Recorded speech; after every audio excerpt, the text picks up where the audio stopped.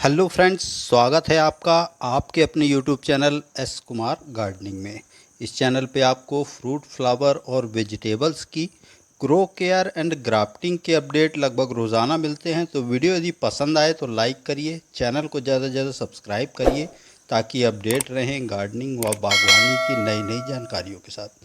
तो अक्सर new gardener या ऐसे लोग जो कि ग्राफ्टिंग में हाथ आजमाना चाहते हैं और उनकी ग्राफ्टिंग सक्सेस होने के बाद भी फेल हो जाती है, तो उसके क्या रीज़न हैं, किन बातों का वो ध्यान रखें।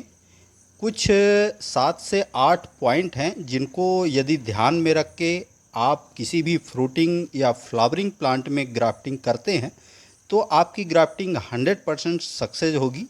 तो वीडियो आप लास्ट तक देखें ताकि हर एक जानकारी को सही ढंग से आप समझ पाएँ कि ग्राफ्टिंग करने के पश्चात आपकी ग्राफ्टिंग आखिर क्यों सूख जाती है या सक्सेस नहीं हो पाती। तो आइए शुरू करते हैं। तो सबसे पहला जो कारण है, शुरू से लेकर लास्ट तक मैं क्रमशः आपको बताऊंगा। सबसे पहला कारण सही मौसम का चुनाव, कि आप किस मंथ में अपनी ग्राफ्टिंग करेंगे फ्लावरिंग और फ्रूटिंग प्लांट की। तो 15 जून के बाद जब तेज़ बारिश हो जाती है, यह अलग अलग स्थानों पे, अलग अलग जगहों पे अलग अलग मंथ का टाइम हो सकता है। जैसे हम मध्य प्रदेश के हैं तो यहाँ 15 जून यानी जुलाई के स्टार्टिंग से लेके और जब तक वातावरण में अच्छी ह्यूमिडिटी रहे, वह समय ग्राफ्टिंग के लिए बिल्कुल सही रहता है। तो जुलाई, अगस्त, सितंबर, अक्टूबर मंथ तक आप अपनी ग्राफ्टिंग कर सकते हैं। दूसरी बात, जब ग्राफ्टिंग के लिए आप कलम या साइन का चुनाव करते हैं तो उसका तरीका बिल्कुल सही होना चाहिए। इसके लिए अलग से सेपरेट वीडियो है मेरे चैनल पे, लिंक मैं उसका डिस्क्रिप्शन बॉक्स में दे दूंगा, आप वहां पे जाके देख सकते हैं कि आपको ग्राफ्टिंग में किस प्रकार की साइन का उपयोग करना है। तीसरे पॉइंट पे जाते हैं। रूट स्टॉक और साइन का जो आकार है, मोटाई, वो लगभग बराबर होना चाहिए, उसमें ज़्यादा अंतर नहीं होना चाहिए। इस बात का ग्राफ्टिंग के सक्सेस होने का और उसके बाद में लंबे समय तक सरवाइव करने का बहुत ज़्यादा प्रभाव पड़ता है। तो रूट स्टॉक और साइन का साइज यानी कलम और रूट स्टॉक यानी जड़ वाले भाग का साइज लगभग बराबर होना चाहिए। आते हैं चौथे पॉइंट पे। तो जो भी कट हम लगाते हैं, वह ग्राफ्टिंग में कई प्रकार के तरीके होते हैं।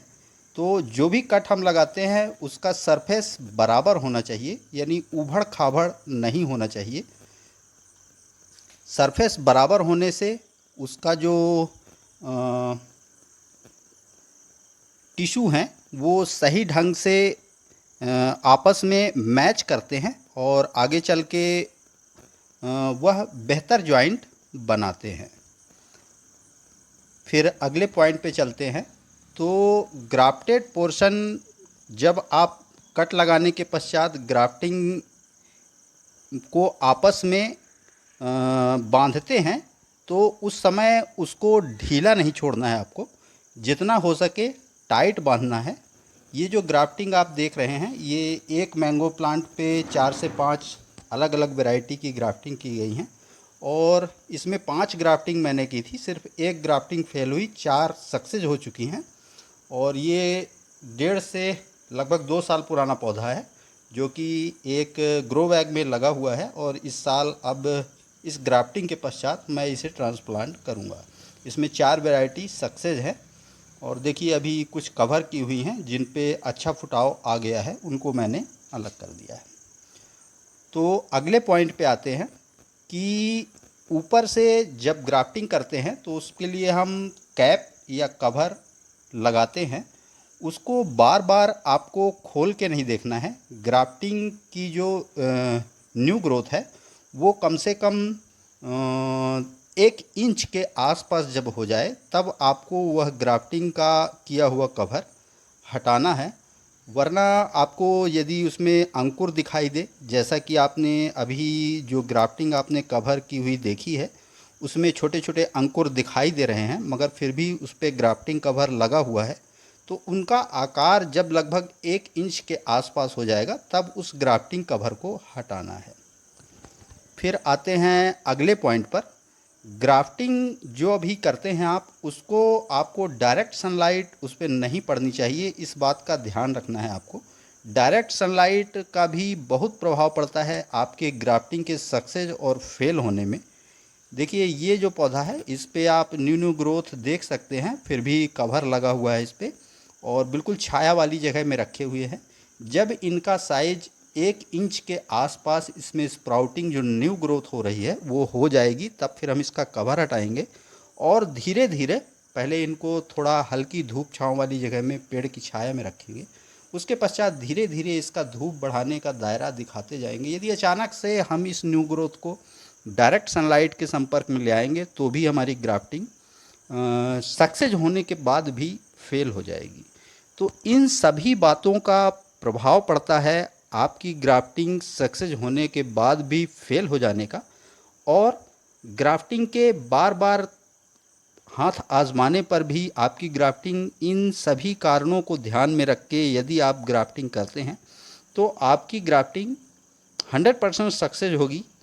यदि आप पहली बार कर रहे हैं तो हो सकता है कि 1 से 2 बार यदि आपको नाकामी मिले, मगर इन सब बातों का ध्यान रख के यदि आप ग्राफ्टिंग करेंगे, चाहे आप फ्रूटिंग प्लांट पे करें, मैंगो पे करें, लेमन पे करें या गुआवा प्लांट पे करें या फ्लावरिंग प्लांट पे करें, आपकी ग्राफ्टिंग 100% सक्सेस होगी। ग्राफ्टिंग में इन जिन पॉइंटों को 7 से 8 पॉइंट मैंने आपको बताए हैं, इन पॉइंटों को ध्यान में रख के यदि आप ग्राफ्टिंग करेंगे तो आपकी ग्राफ्टिंग 100% सक्सेस होगी। और इससे रिलेटेड यदि कोई आपके मन में सवाल है या कोई चीज़ आप मैं नहीं बता पाया, आप समझना चाहते हैं, तो आप मैसेज कर सकते हैं, उसका जवाब आपको जल्दी से जल्दी मिलेगा। तो आशा करता हूँ फ्रूटिंग प्लांट में, फ्लावरिंग प्लांट में ग्राफ्टिंग के सूख जाने के कारणों के विषय में दी गई यह जानकारी आपको ज़रूर पसंद आई होगी। पसंद आई तो लाइक करिए, कमेंट करिए, अपने गार्डनिंग लविंग दोस्तों के साथ शेयर करिए। चैनल पे यदि पहली बार आए हैं तो प्लीज़ चैनल को सब्सक्राइब जरूर करिए। बेल यानी घंटी के बटन को ऑल पे प्रेस करिए ताकि बागवानी व गार्डनिंग से रिलेटेड ऐसी ही रोचक व जानकारीप्रद वीडियो का नोटिफिकेशन आपको समय समय पर मिलता रहे। तो अभी के लिए फ़िलहाल इतना ही। वीडियो में अभी तक बने रहने के लिए बहुत बहुत धन्यवाद। Thank you.